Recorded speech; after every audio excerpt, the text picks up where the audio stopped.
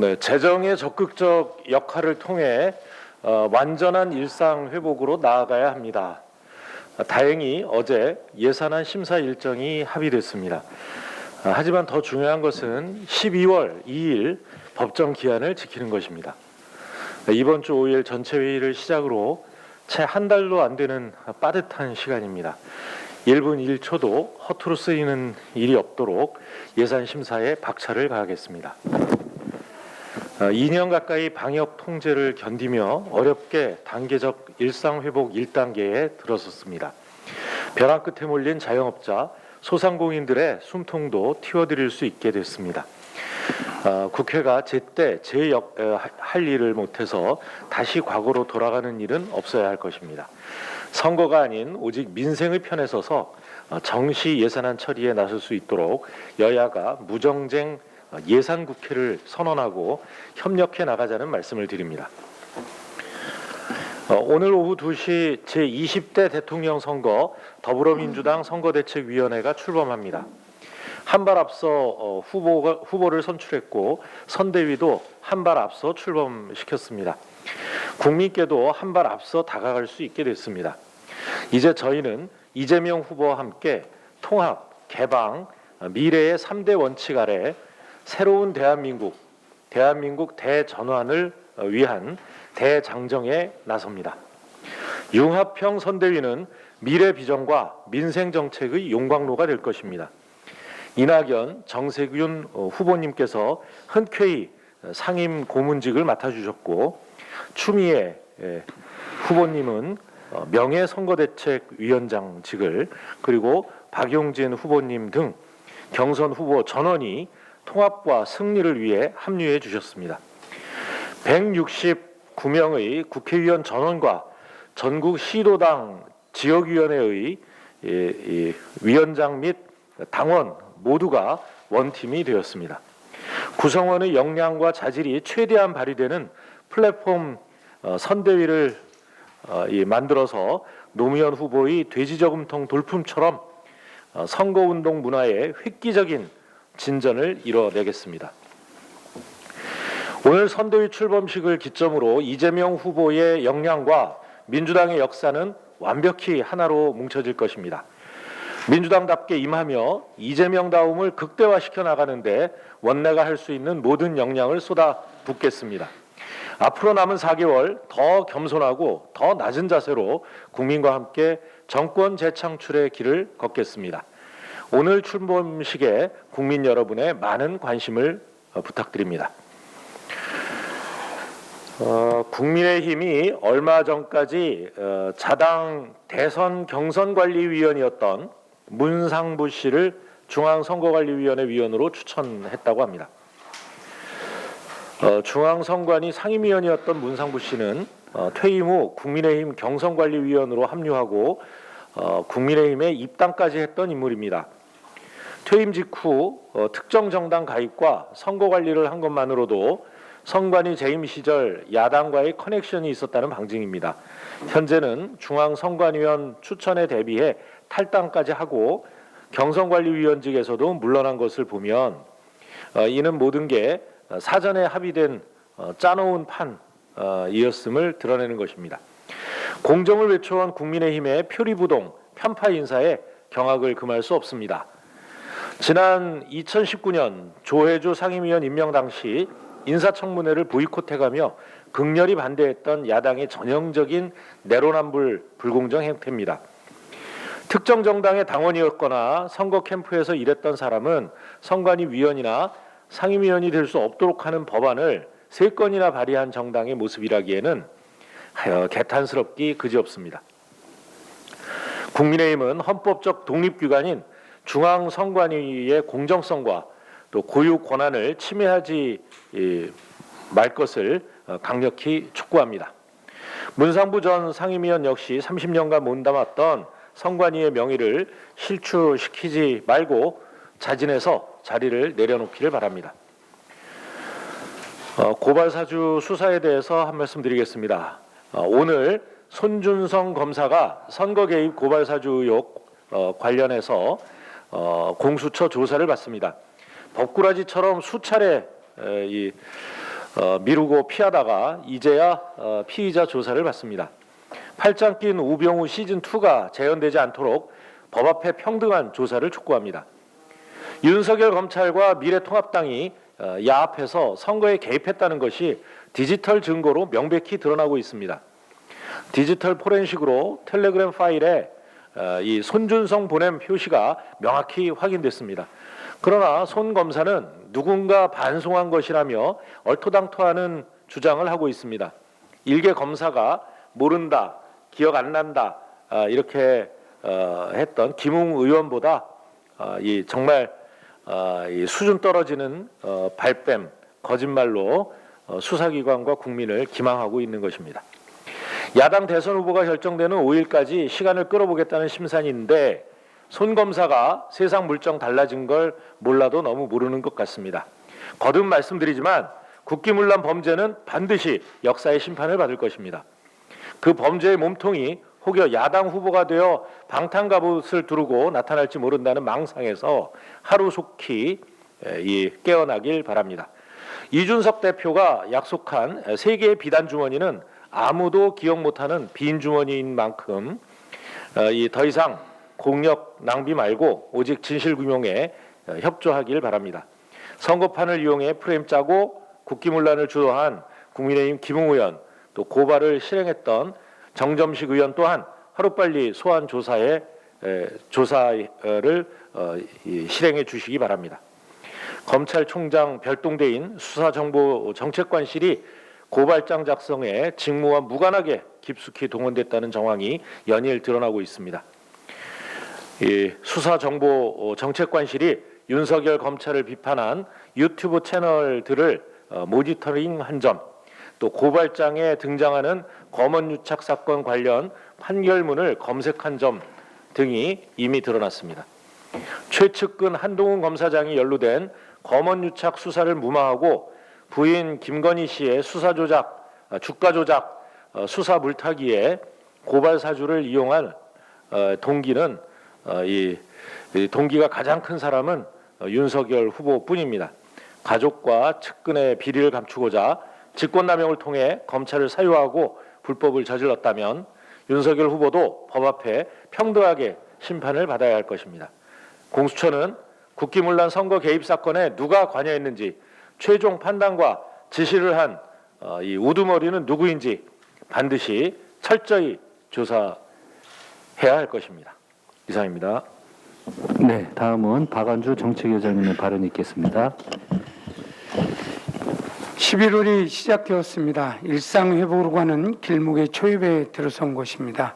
지난달 27일 집합금지 제한 업종을 대상으로 시작된 손실보상금의 지급은 신속 보상 6일 만인 11월 1일 현재 약 33만 개사에 1조 원이 지급 완료되었습니다.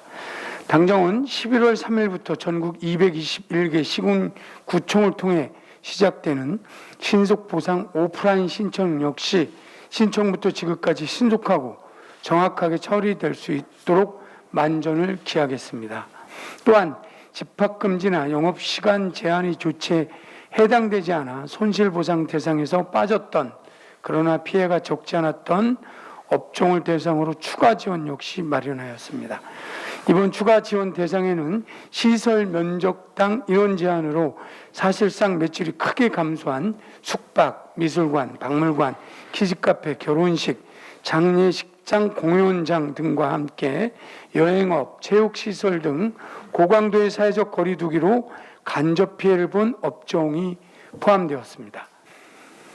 한편 융자 상환 유예와 재정 지원 등을 골자로 하는 추가 지원이 내일 3일 발표될 예정입니다. 당정이 한마음 한뜻으로 최대한 많은 분들이 최대한의 보상을 받을 수 있도록 안팎으로 노력 중에 있습니다. 이번 예산 정국에서도 소상공인의 어려움을 꼼꼼히 챙겨 나가도록 하겠습니다. 금융위원회가 금융소비자의 숨은 권리찾기의 일환으로 금리 인하 요구권 행사 개선 조치를 발표했습니다. 환영하는 바입니다. 금리 인하 요구권은 소비자의 신용 상태가 개선된 경우 금융회사에 금리 인하를 요구할 수 있는 소비자의 권리로 법제화된 지 2년 5개월 가까이 흘렀습니다. 2019년 이후 비대면 신청이 가능해지며 신청 건수는 17년 대비 4.5배 가까이 증가한 91만 건이 되었지만 수용 건수는 단지 2.8배 증가한 34만 건을 기록하며 전체 수용률은 37.1%에 불과합니다. 금융소비자의 정당한 권리를 찾기 위한 합리적 정비가 필요합니다. 금융위는 이번 개선 조치를 통해 신용상태가 개선된 소비자는 누구든 신청할 수 있는 공통의 신청 요건 표준안과 수용되지 못할 경우 그 사유를 쉽게 이해할 수 있도록 하는 표준 통지 서식을 만들기로 하였습니다. 민주당은 이번 개선 조치를 통해 금리 인하 요구권이 제대로 수행될 수 있도록 관리에 최선을 다하는 한편 아직 금리 인하 요구권이 법제화되지 않은 상호 금융업에도 적용될 수 있도록 현재 국회에 계류 중인 신협법 개정안의 조속한 통과를 위해 노력토록 하겠습니다. 고발 사주에 대해서 저도 한 말씀 드리도록 하겠습니다. 오늘 고발 사주 의혹 사건의 핵심 피해자인 손준성 전 대검찰청 수사정보정책관의 소환 조사가 예정되어 있습니다. 언론 보도에 따르면 어제 공수처가 고발 사주 의혹과 관련해 조성은 씨가 폭파했다고 했던 김웅 의원과의 텔레그램 대화방을 복원했다고 합니다. 복원한 텔레그램 대화방의 자료들의 출처를 추적한 결과 김웅 의원이 보낸 판결문과 고발장 사진을 최초로 전송한 인물이 손준성 검사라는 점도 확인되었다고 합니다. 손 검사가 메시지를 반송했다는 주장을 포함해 손 검사의 주장들이 허위일 가능성이 높은 만큼 김웅 의원에 대한 소환 조사를 포함해 증거인멸을 막고 객관적인 근거를 확보하기 위한 수사에 속도를 내야 할 것입니다.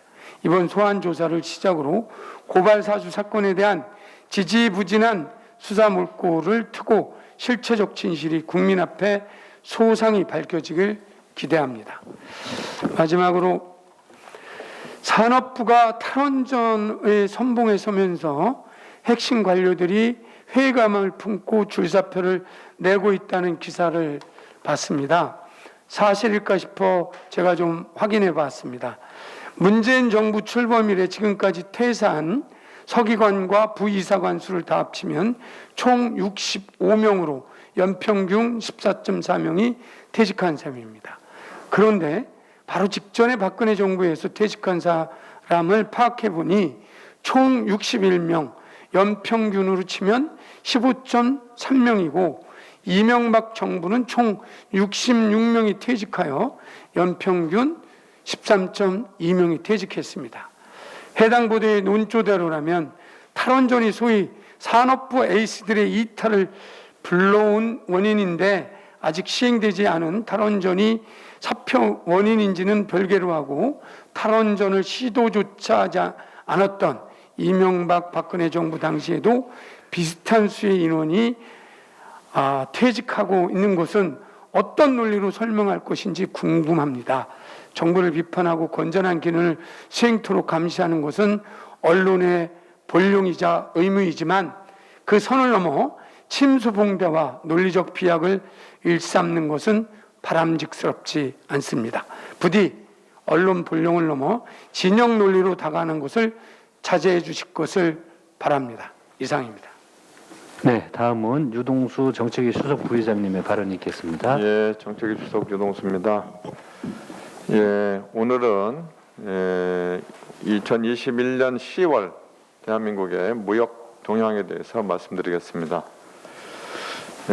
대한민국은 지난 10월 한 달간 수출 555억 5천만 달러, 수입은 538억 6천만 달러로 16억 9천만 달러의 무역 수지를 흑자를 기록했습니다. 월간 수출액 기준으로 보면 지난 9월에 이어 역대 2위를 달성했고 18개월 연속 흑자, 전년 동월 대비 12개월 연속 수출 증가 등 여러 의미 있는 성과가 도출되었습니다. 특히 지난 10월 20일 역대 최단기 연간 수출 5천억 달러를 달성한 것에 이어서 10월 말 기준으로 누계 수출액 5,232억 달러를 기록해서 지난해 연간 총 수출액 5,125억 달러를 이미 초과했습니다. 수출 호조에 힘입어서 세계 무역 규모도 한 단계 상승해서 9년 만에 다시 8위로 올랐습니다. 이 추세대로라면 2021년 연간 수출액 6천억 달러라는 금자탑을 기대할 수 있을 것 같습니다. 품목별로는 15대 주요 품목 중에서 자동차, 차 부품을 제외한 13개 품목에서 증가세를 기록했습니다. 13개 품목 중에서도 선박, 디스플레이, 2차 전지를 뺀 10개 품목이 모두 두 자릿수 증가세를 보였습니다. 감소한 2개 품목은 차량용 반도체 수급 차질에 따른 생산량 조절에 영향을 받은 것으로 보입니다. 지역별로는 9대 주요 지역으로서의 수출이 모두 증가했고 이 중에서도 지난해 기준 우리 수출의 67%를 차지한 4대 시장인 중국, 미국, EU, 아세안으로의 수출은 모두 두 자릿수대를 증가했습니다. 최근에 수출 호조세는 대한민국의 경제 회복을 주도하고 있습니다. IMF가 전망한 대한민국의 2020년, 21년 평균 성장률은 1.7%로 세계 평균 1.4%, 그다음에 선진국의 평균 0.4%를 상회합니다. 국가별로도 G7 모든 국가를 상회할 것으로 전망됩니다. 코로나19라는 유례없는 충격에도 대한민국 경제는 놀라운 성과를 거두고 있습니다. 국민, 기업, 정부가 한마음으로 구축한 탄탄한 경제적 기반 덕분입니다. 하지만 여전히 많은 리스크가 존재합니다. 단기적으로는 물류 애로, 원자재 가격 급등, 부품 수급 차질 등이, 또 장기적으로는 탄소 중립, 공급망 재평, 그리고 디지털 전환 등 극복해야 할 과제들이 다가오고 있습니다. 우리 더불어민주당은 우리 기업들이 세계 시장에서 경쟁력을 가질 수 있도록 선제적으로 대응해 나가겠습니다. 이상입니다. 예, 현안 발언이 있겠습니다. 먼저 강준현 부대표님의 발언이 있겠습니다. 원내부대표 강준현입니다. 먼저 그간의 부동산 시장 혼란에 대해서 집권 여당의 국회의원으로서 무거운 책임감을 느낀다는 말씀을 드립니다. 최근 한 여론조사에 따르면 무주택자 가운데 향후 6개월 안에 집을 구매하지 않겠다는 비율이 73.2%에 달했습니다. 무주택자 10명 중 7, 8명은 주택구입 자금이 충분해도 시장을 관망하겠다는 뜻입니다. 한국부동산원에서 발표한 서울 아파트 매매 가격 상승률은 8월 넷째 주 0.22%에서 10월 넷째 주 0.16%로 낮아졌습니다. 여전히 집값이 오르고는 있지만 상승폭이 둔화된 것은 확실합니다.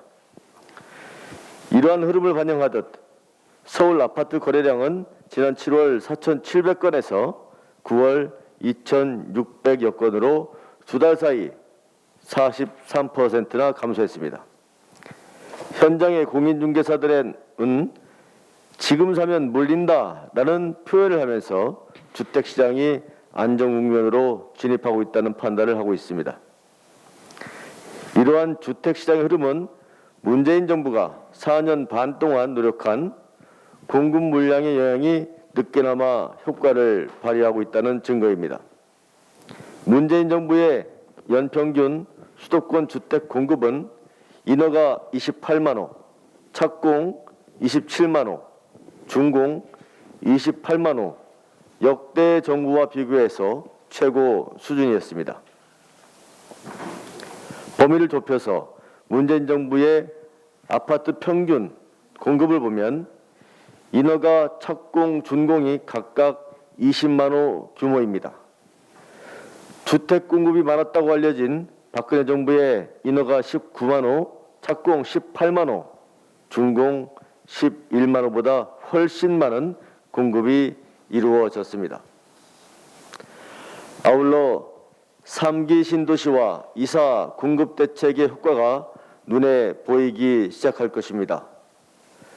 도심 내 정비사업 후보지는 115곳이 선정이 완료되었고 신규 공공택지는 당초 계획 25만 호 대비 9천 호 증가한 25만 9천 호의 입지를 모두 확정했습니다. 최근까지 주택시장이 비정상적 모습을 보인 것은 지금 아니면 집을 살 기회가 평생 사라진다는 공포 수요가 작동한 것입니다. 그러나 여러 가지 통계와 자료가 이제 상승세의 끝물에 와 있다고 이야기하고 있습니다. 부동산 가격은 이제 마지막 정점에 이른 상황입니다. 역대 최대 규모 수준의 공급이 원활히 이루어지고 이사 대책이 속도감 있게 진행되면 가시적인 효과가 나타날 것입니다.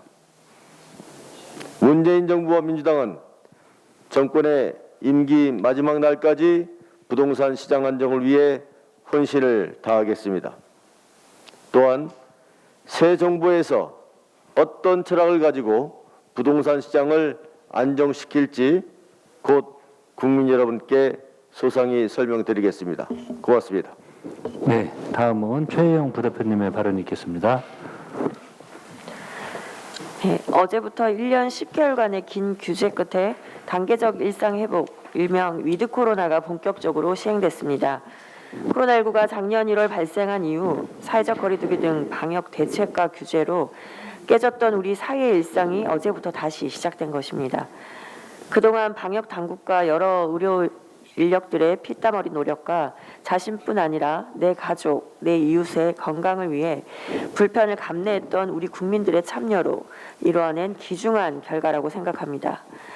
그러나 할로윈데이를 맞아 전국 곳곳에 인파가 몰리며 지난 주말 감염병 예방법 위반 등으로 천여 명이 방역 수칙 위반으로 적발됐다는 소식이 가슴을 아프게 합니다. 일부 일탈자들로 인해 어렵게 얻은 우리의 일상이 다시 빼앗기는 일이 벌어져서는 안 됩니다. 영국과 싱가포르처럼 위드 코로나 실시 이후 확진자가 크게 증가한 사례가 우리에게 발생하지 않도록 당국의 철저한 방역 대책이 필요합니다. 위드 코로나 전환에 따른 국민의 기대와 우려가 교차하는 중요한 시기인 만큼 우리 더불어민주당은 내년도 예산안 심사에서 위드 코로나 성공적인 안착을 위해 노력하겠습니다. 야당도 하루빨리 예산안 심사에 참여해 국민들께서 주신 예산 심사 권한을 정쟁이 아닌 민생을 위해 노력해 주시길 바랍니다. 한 가지 더 말씀드리겠습니다. 오는 11월 4일은 점자의 날입니다. 다양한 첨단 기술이 쏟아지는 시대에 살고 있지만 점자, 음성 정보 등 시각장애인을 위한 정보 접근성 개선은 여전히 미흡한 실정입니다. 특히 코로나19 팬데믹 상황에서 보건용 마스크나 해열제 등 필수 방역 물품에 점자가 표기되지 않아 제품 구입은 물론 적절한 사용 방법을 알 수 없어 시각장애인들이 많은 어려움을 겪었습니다. 현재 의약품에 점자 표기를 한 제품은 90여 종에 불과하고 이 때문에 시각장애인 당사자가 위급한 사항에 비상약을 찾지 못하거나 무좀약을 안약으로 사용하는 등 의약품 오남용 사고도 빈번하게 발생했습니다. 이러한 문제를 해결하기 위해 의약품과 의약 외품에 점자 및 음성 수어 영상 변환용 코드 표시를 의무화하는 약사법 개정안이 올해 6월 본회의에 통과되었고 시행을 앞두고 있습니다. 하지만 점자 표시 기준 마련과 음성 수어 영상 변환 콘텐츠 제작 등 정부에서 준비 작업을 진행하고 있습니다만 내년도 예산안에 편성되지 않아 사업 추진에 어려움이 예상됩니다. 시각장애인도 비장애인과 동일하게 의약품 안전 정보를 습득하고 건강권을 보장받을 수 있도록 국회 차원에서 내년도 예산안에 반영되도록 함께 노력해 주시길 바랍니다. 우리 더불어민주당에서도 시각장애인 당사자가 일상생활에 불편함이 없도록 지속적으로 장애계와 소통하며 제도를 개선해 나가겠습니다. 이상입니다.